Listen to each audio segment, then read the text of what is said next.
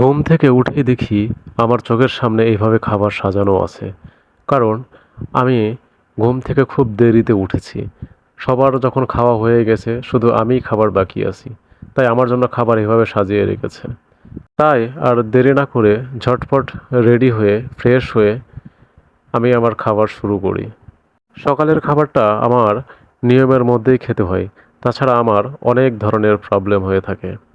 খাবার শেষ করেই বাইরে আমার একটা কাজ ছিল, সেই কাজের উদ্দেশ্যে বের হই। বাইরে প্রচণ্ড রোদ, ক্যামেরার দিকে তাকানো যাচ্ছিল না, আর পা থেকে মাথা পর্যন্ত একদম জ্বলে যাচ্ছিল।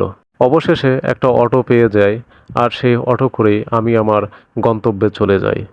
এখানে আমার প্রয়োজনীয় কাজ সেরে আমি দ্রুতই বাসায় চলে আসি। আর সেই ভিডিও ক্লিপগুলো নিতে আমার একদমই ইচ্ছে করেনি, কারণ বাইরে প্রচণ্ড গরম ছিল। তাই এইভাবেই চলে আসি রুমে। আর রুমে আসার পরেই দেখি আমার কিউট মামাটা তার সমস্ত খেলনাপাতি নিয়ে একদম বেডের উপর বসে পড়েছে।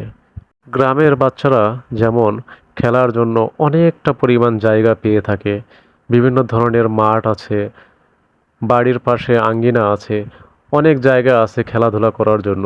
কিন্তু যারা শহরে বড় হয়ে থাকে তারা কিন্তু এরকম গ্রামীণ পরিবেশ পায় না খেলাধুলার জন্য। তাদের খেলাধুলার জায়গা হচ্ছে তাদের রুম অথবা তাদের বাসার গ্রাউন্ড ফ্লোর।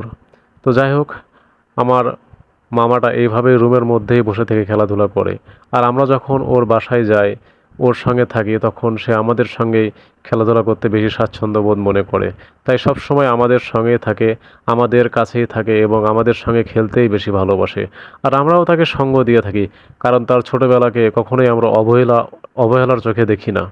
একটা শিশুকে যদি ছোটোবেলায় শারীরিক এবং মানসিকভাবে তার সঠিক ব্যবহার করা না যায়, তাহলে বড় হয়ে গেলে সেটা আর পসিবল হয় না।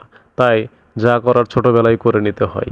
আমার বোনটা বাসায় একাই থাকার কারণে ইচ্ছা থাকলেও সব কিছু করতে পারে না। আর এটাই ছিল আমাদের দুপুরের খাবারের মেনু। আমি সবগুলো ভিডিও করতে পারিনি এই কারণে যে আমি আমার মামাটার সঙ্গে খেলাধুলায় ব্যস্ত ছিলাম। আর আমাদের একটু তাড়াও ছিল যে খাওয়া দাওয়া করেই আমরা বাসার উদ্দেশ্যে রওনা দেব। খাওয়া দাওয়া শেষ করে এখন বিদায়ের পালা।